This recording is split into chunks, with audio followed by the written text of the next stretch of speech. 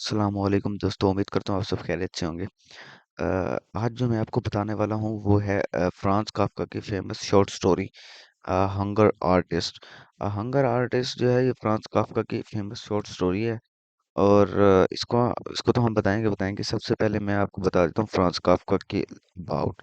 Franz Kafka जो है ये French short story German short story writer है और नॉवलिस्ट भी है। जर्मन शॉर्ट स्टोरी राइटर और नॉवलिस्ट। ये जो है 1884 में पैदा हुआ था और 1924 में इसकी डेथ हो गई थी। यानी कि यंग एज में इसकी डेथ हो गई थी। और जो इसकी लाइफ जो थी ये फुल ऑफ मिजरीज और ग्रीफ से भरी हुई थी। और दूसरी बात ये कि जो फ्रांज काफ्का था इसका जो फेमस वर्क था उसमें मेटामॉर्फोसिस है। और द कैस्टल नोवेल जो आता है ये द कैस्टल फुल नाम मेरे माइंड से नहीं है। तो जो उसका शॉर्ट स्टोरी थी वो द मेटामॉर्फोसिस थी। इसने सबसे पहले टर्म इंग्लिश में इंट्रोड्यूस करवाई थी काफ्का जो कि यूज होती है ग्रीफ्स में और सैडनेस में। इन इन सारी चीज़ों में काफ्का इसकी यूज होती है। तो ये सबसे पहले टर्म काफ्का फ्रांज काफ्का ने वो करवाई थी, इंट्रोड्यूस करवाई थी इन लिटरेचर। जो और इसका जो मेजर थीम्स होते थे ना फ्रांज काफ्का के राइटिंग के वो ये रियलिज्म हो गया। तो ये उसकी थीम थे। और दूसरी बात ये कि फ्रांज काफ्का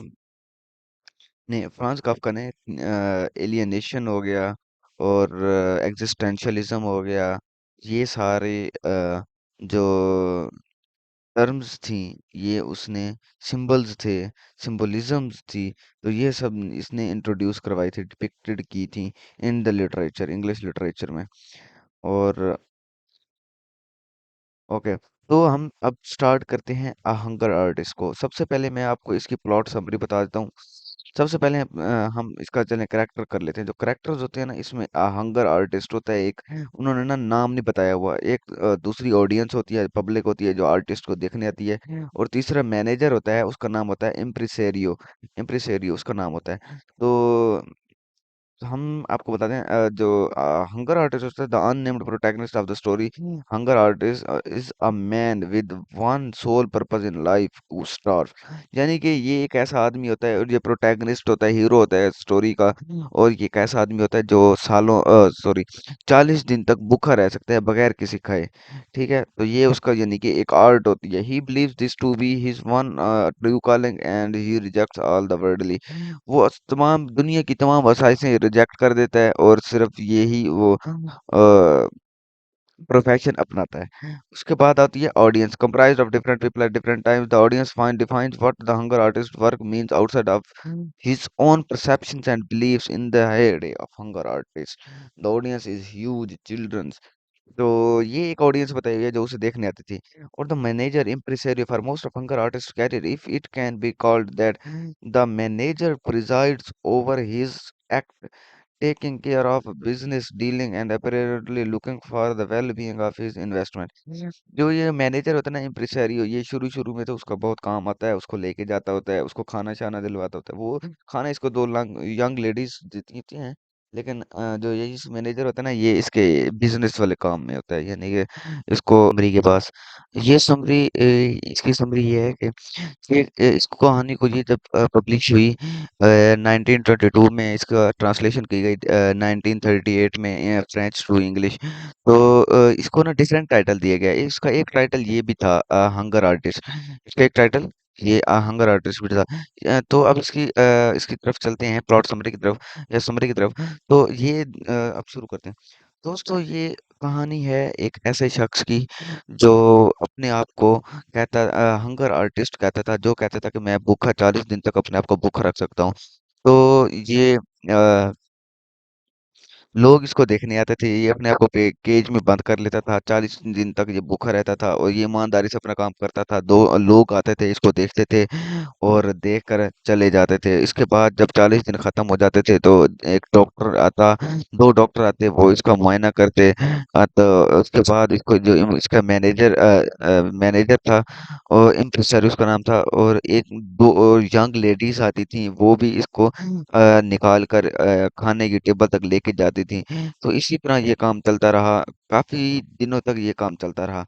तो उसके बाद लोगों का इंटरेस्ट इसकी तरफ खत्म हो गया। तो इसके बाद इसने फैसला किया, आर्टिस्ट ने, हंगर आर्टिस्ट ने फैसला किया ये एक सर्कस ज्वाइन करेगा। तब ये सर्कस ज्वाइन कर लेता है और वहां पर इसका जो मैनेजर होता है इम्प्रेसारियो, वो भी वहीं पर होता है। इसकी जो सर्कस होती है ना, सर्कस में जो इसका केज बनता है वो जानवरों के केज के साथ बनाया जाता है, जानवरों के केज के साथ।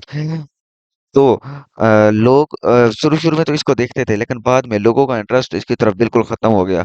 और जब लोगों का इंटरेस्ट खत्म हो गया तो ये इसने खाना खाना बिल्कुल ही छोड़ दिया। और इसका वैसे भी इसका जो मैनेजर था इम्प्रेसारियो, वो भी छोड़ के चला गया था।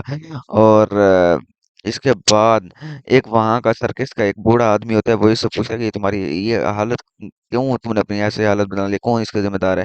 तो वो कहता कि मुझे मेरी पसंद, तुम खाना क्यों नहीं खाते? तो वो कहता कि मुझे मेरी पसंद का खाना मिला ही कभी नहीं, अगर मुझे भी मेरी पसंद का खाना मिलता तो मैं पेट भर के खाता। क्योंकि जो उसके साथ वाले जानवर होते हैं, शेर हो गया, तो उसको गोश्त डाला जाता था उसके पसंद का खाना, क्योंकि गोश्त खाता है ना। तो ये इसमें ये बताया गया है कि जो हंगर आर्टिस्ट है उसको उसके पसंद का खाना कभी मिला ही नहीं। तो उसके बाद ये स्टोरी बताता है और काफी दिन तक वो भूखा रहता है, तो उसके बाद उसकी डेथ हो जाती है पिंजरे के अंदर ही। तो ये उसकी सारी समरी थी। इसके बाद मैं आपको इसका एनालिसिस बता देता हूँ। एनालिसिस इसका ये है कि ये जो एक स्टोरी है, हंगर आर्टिस्ट, ये एक एलिगरी है, एलिगरी, एलिगरी।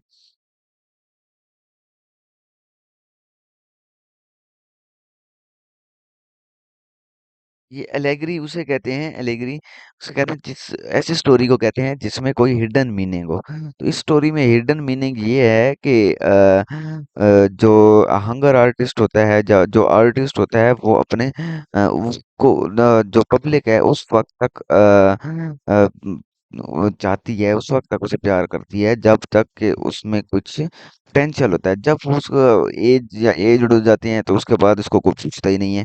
तो इसमें इसका जो मॉरल स्टोरी है वो ये है, इसे ये फेबल स्टोरी भी कहते हैं। फेबल एक लिटरेरी जेनर है। इसमें फेबल उसे कहते हैं जिस ऐसी स्टोरी को कहते हैं जिसका कोई मॉरल हो। और एलिगरी भी वही आ गई। तो ये सारा हो गया। इसके बाद मैं आपको इसका थीम बता देता हूँ। इसका थीम ये है, आर्टिस्ट और सोसाइटी। इसमें आर्टिस्ट और सोसाइटी का जो आपस में रिलेशन है वो बताया गया है। मीनिंग ऑफ एग्जिस्टेंशियलिज्म जो है, वो इसमें थीम ऑफ एग्जिस्टेंशियलिज्म बताई गई है इसमें। आपको पता है काफका की जो स्टोरीज थी उसमें एग्जिस्टेंशियलिज्म, कैपिटलिज्म, ये सारा कुछ उसमें था, रियलिज्म। तो आर्ट, एंटरटेनमेंट और कैपिटलिज्म भी इसमें बताई गई है। जो इसका जो थीम ये उस चीज को शो करता है। और इसको कंक्लूड में यही करूंगा कि जो फ्रांज काफका है, ये उसने अपनी लाइफ को डिपिक्ट की है। उसकी जो ओरिजिनल लाइफ थी वो भी बिल्कुल ऐसे ही थी जिस तरह उसने मेटामॉर्फोसिस लिखी, वो भी उसकी लाइफ की ऑटोबायोग्राफी कह सकते हैं। वो भी एक ऑटोबायोग्राफी थी, ये भी एक ऑटोबायोग्राफी है, ये इसकी अपनी लाइफ के अबाउट है। तो यहाँ पर ही इसको एंड करते हैं। अगर आपको वीडियो पसंद आई तो चैनल को सब्सक्राइब कीजिएगा, वीडियो को लाइक कीजिएगा, ज़्यादा से ज़्यादा शेयर कीजिएगा। अल्लाह